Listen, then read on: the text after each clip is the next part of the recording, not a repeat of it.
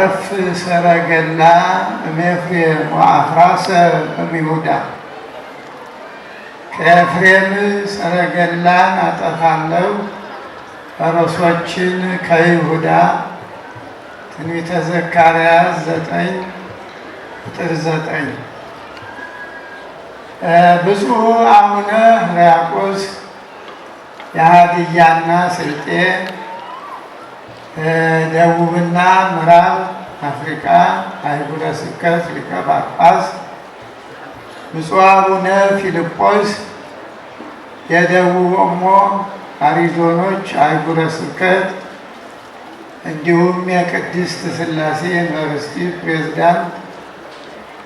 እንግዲህ የመንግስት አካላት ያው ስማችሁን ስለማላውቀው በአጠቃላይ መንግስት አካላት በየመምሪያው ያላችሁ ሁላችሁ፣ እንዲሁም ደግሞ የአድባራትና የገዳማት አስተዳዳሪዎች፣ አጠቃላይ የዚህ ሰላማዊ ከተማ ጥንታዊ ከተማ ነዋሪዎች፣ ምዕመናንና ምዕመናት፣ ወጣቶች፣ ሕፃናት እንኳን ለዚህ ቀን አደረሰን አደረሳችሁ።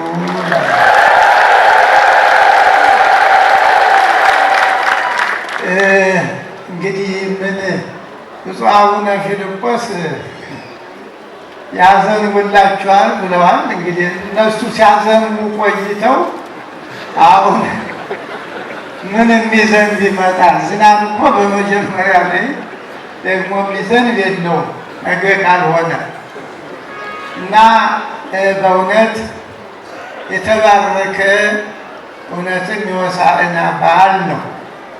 ሰምታችኋል። አሁን እኔ ትንሽ ነው እንጂ በትምህርት መልክ አይደለም። እዚህ የሰማሁትን ያየሁትን ማጠናከሪያ ነው። ከመጣን ጀምሮ ጠቅላላ ያየነው ትምህርት ነው። ትምህርት የሚባል እንግዲህ ሰው እንዲገባው ትምህርት የገባውን እንዲሰራ ነው። አሁን እናንተ ምን የጎደላችኋል? አጠቃላይ ከመዝሙሩ ጀምሮ የምዕመናኑ ስጦታችሁ፣ በተለይ ደግሞ የመንግስት አካላት እንደዚህ እኮ ነው። ኢትዮጵያዊነት እንደዚህ ነው። ያው እንደዚህ ተባብሮ ይቺ አንጋፋ ቤተክርስቲያን ሀገር ናት።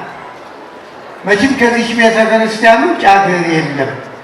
ይህ ማጋነን አይደለም። እና በእውነት መሪዎቹ በጣም የገባችሁ በጣም እኛ በቅስናው እንጂ አገልግሎቱ እኮ ለዚህ ህዝብ ነው። ሌላ ምን አለ? እና እንዲህ አንድ ላይ ሆኖ ሳይኖር ተራከባ ጽድቅ ወሰላም ተሳአማ። እንደዚህ ውሁድ ሆኖ እውነቱ ኢትዮጵያ የምትፈልገው ይህንን ነው። የኢትዮጵያ ህዝብም የሚፈልገው ይህን እና በጣም ነው በእውነቱ በጣም አመሰግናለሁ። እንግዲህ ብፁዕ አቡነ ሕርያቆስ ከወጣትነታቸው አንጻር ኔትወርካቸው በጣም ፈጣን ነው ማለት ነው። እንደዚያ እኮ ነው። አንዳንዱ ማይግባባ የአቅም ጉዳይ ነው፣ ስፒድ የለውም እንጂ በእውነት እንዲህ ሆኖ ወንድማማች ሆኖ እንደ ኢትዮጵያውያን ነን። እንደው ለኢትዮጵያ ቤተክርስቲያን ምን ባይዳለ እንደው ሲታሰብ አሁን እናት ናት። ሌላው ሁሉ የልጅ ልጅ እኮ ነው አይደል እንዴ? አዎ በእውነት እና እንዴ አያትም ሆነች እናት መደገፍ ተገቢ ነው በጣም በእውነቱ። እና መሪዎቹ ቀጥሉበት በእውነቱ። እንዲሁ እንደ ስጦታም አታርጉት። ለኢትዮጵያ ቤተክርስቲያን የሚሰጠው የእሷ እኮ ነው። አዎ ስጦታም አታርጉት። ዝም ብላችሁ እናንተ የኔ አገሬ ብሎ የምትፈልገውን በቃኝ እስከምትል መስጠት ለሰላም አይደል? ሌላ ስታዲዮ ይሰራል እንኳን ቤተክርስቲያን እኮ ለሰላም እኮ ነው። ይሄ እኮ የዓለም የሰላም ተቋም ነው። ለሰማዩ ለምድሩ ዘር የለ፣ ቋንቋ የለ፣ ድሃ የለ፣ ሀብታም የለ፣ ባለስልጣን የለ፣ ሲቪል የለም እና ለዚህ ቤተክርስቲያን ያልሆነ ምን አለ በእውነቱ? እና በጣም እኔ አመሰግናችኋለሁ በእውነቱ። ስራችሁን የተቃና ያድርግላችሁ። አዎ ስራችሁ ተቃንቷል። እንዲህ ከሆነ ከቤተ ክርስቲያን ጋር እግዚአብሔር ጋር ያለ ሰው ስራው የተቃና እኮ ነው። አንዳንድ ጊዜ ሰው ሳይገና ያቆስ በጣም እድለኛ ነው። እንዲህ ያለ ወንድም እንዲህ ያለ ስራ ባልደረባ መገኘቱ በጣም የሚገርም ነው። አሁን እንግዲህ እኔ እንቅድም እንዳልኳችሁ ነው። ጥቅሱ ምን ያደርጋል? ጥቅስ እኮ ካልገባው ነው ለማመላከት እንጂ የዛሬው በዓል በጣም አንደኛ ሆሳዕና እንዳሁን እንደምናየው የሀገር ስም ሆኗል።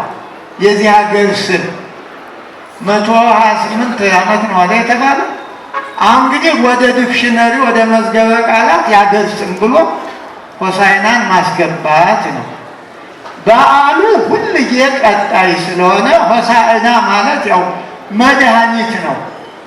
ሆሳዕና ለወልደ ዳዊት ሲባል ለዳዊት ልጅ በስጋ ሰው ለሆነው ዓለምን ለማዳን ከሰማያ ሰማያት የወረደው መድኃኒት ለዳዊት ልጅ መድኃኒት መባል። ሆሳዕና ለዳዊት ሲባል መባል የሚብለው በግዕዝ ቋንቋ እለላይ አለ። መባል መሆን የሚል ይገባዋል የሚል ቃል ሆሳዕና ለወልደ ዳዊት ለዳዊት ልጅ ይገባል። ምን መሆን? መድኃኒት መሆን፣ መድኃኒት መባል። አዎ ይህ እንግዲህ በመዝሙረ ዳዊት 117 ቁጥር 25 ነው የመጀመሪያው። እንደገና ደግሞ ትንቢተ ሆሴዕ ራሱ ሆሴዕ ማለት መድኃኒት ማለት ነው። በምዕራፍ 1 በራሱ በሆሴዕ ማለት ነው። እንግዲህ በዓሉ በጣም ሰፊ ነው። እንደው ዝንጉርጉር ነው ንባቡ ሲታይ። እንደዚህ እንደናንተ የሰላም አምላካቸውን የሚያመልኩ ሰላም የሚናፍቁ የትንቢቱ ሲደርስ ሱባኤው ተቆጥሮ ሰላሙን ለማረጋገጥ ለመተርጎም ሂዱ በፊታችሁ ወዳለው መንደር ሂዱ ብሎ ሲያዝዛቸው የነገራቸውን በምልክት በፊታችሁ ሂዳችሁ የታሰሩ አህዮች እናቲቱን ግልገሏንን ፈታችሁ አምጡልኝ ብሎ ታሪኩ ተደጋግሟል። እንደተባለ ሂደው ያላቸው ምልክት ሁሉ አገኙት። ጥያቄም ነበር፣ ያ ሁሉ ተመለሰ ነው። በዚህ ላይ በአህያይቱ ላይ በአህዮቹ ላይ ልብሳቸውን ሐዋርያት አነጠፉ። በአህዮቹ ላይ መድኃኔዓለም በሚቀመጥባቸው አህዮች ላይ ልብሳቸውን አነጠፉ፣ ጎዘጎዙ ይላል። ከዚያ ደግሞ ሕዝቡ እንዳለ የሚበዛው ሕዝብ ይላል። እንግዲህ ሌላ ጥቂቶች አሉ። የሚበዛው ሕዝብ የገባው ልክ እንደዚህ እንዳለ ልብሳቸውን አነጠፉ። ሐዋርያት አህዮች ጀርባ ላይ ነው። አሁን ደግሞ ሕዝቡ አህዮች በሚሄዱበት ልብሳቸውን አነጠፉ። የሚበዛው ሕዝብ ሲባል ጥቂት ችግር አለ ማለት ነው። ከዚህ በኋላ ሌሎች ደግሞ የልብስ እጥረት ያለባቸው ዘንባባውን ለምለሙን ቅጠል እየዘነጠፉ አነጠፉ። ሆሳዕና ለዳዊት ልጅ ቡሩክ ዘይመጽእ በስመ እግዚአብሔር፣ በእግዚአብሔርነቱ በራሱ በእግዚአብሔርነቱ ወይም ደግሞ የባሕርይ አባቱ እግዚአብሔር መስክሮለት ወልደ ብሎ የመጣ የተባረከ ነው መርገመ ሥጋ መርገመ ነፍስ የሌለበት መርገመ ሥጋ መርገመ ነፍስ የሚያርቅ በረከተ ሥጋ በረከተ ነፍስ የሚያድል እያሉ ዘመሩ ይላል። እንግዲህ ባጭሩ ቅድም ተብሏል። ልብስ አነጠፉ ነው። ልብስ አያችሁ፣ የሰላሙን ክብደት ለአህያ ልብስ እስከሚነጠፍ አይገርምም? አዎ፣ የሰላሙን ከፍታ ነው የሚናገር። ለአህያ እንዴት እኮ አንዳንድ ያልገባው እንዴት ሊል ይችላል። ግን አህያይቱ ላይ ማን አለ? ማን አለ?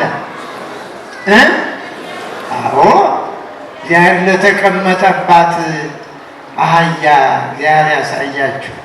ታዲያ ለአህያ እንዲህ ማክበር ከተቻለ ራሱን ለወለደችው ለወላዲት አምላክ ከሥጋዋ ሥጋ ከነፍሷ ነፍስ ለነሳ ለእመቤታችን ምን እናንጥፍ? ቆይ ንገሩ እኮ ምን ይነጠፍ?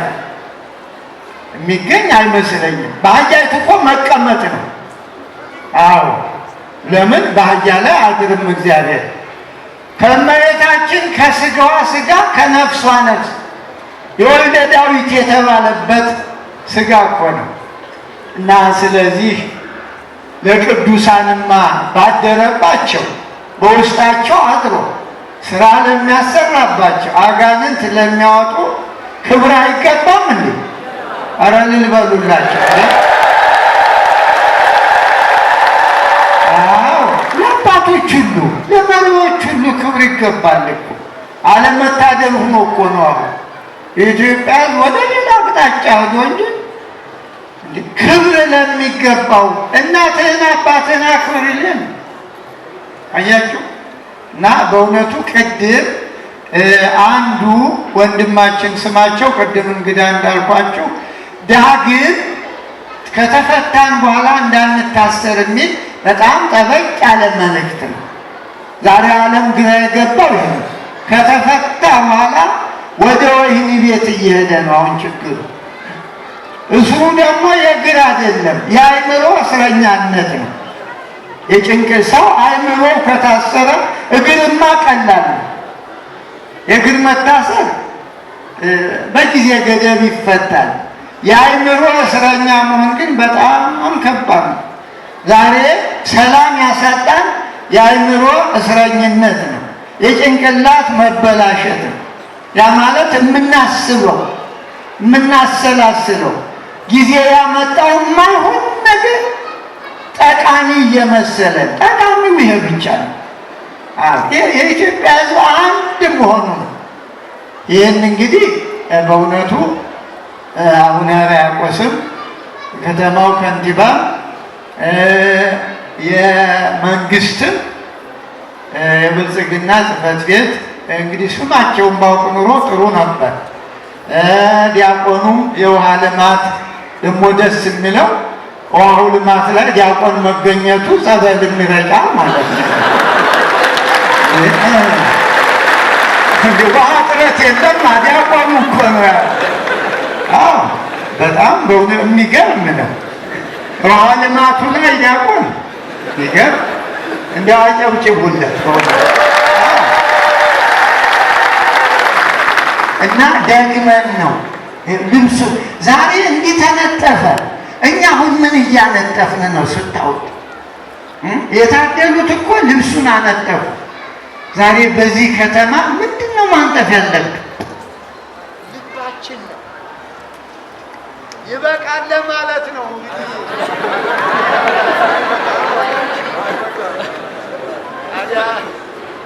እንግዲህ የመብራት ኃይል ባለስልጣን ቢኖር ነው በቃ እንግዲህ እግዚአብሔር ይባርካችሁ። የሰላም በዓል ያድርገው። ብዛቱ አይደለም ዛሬ በሀገራችን ላይ እንደ የተነጠፈውን እሾህ አንሱት ነው። በኢትዮጵያ ላይ የተነጠፈ እሾህ አለ። እሱን ወዲያ ብላችሁ እንደዚሁ ልባችሁን ለእግዚአብሔር አንጥፉ። አዎ የእግዚአብሔር ማደሪያ ሁኑ።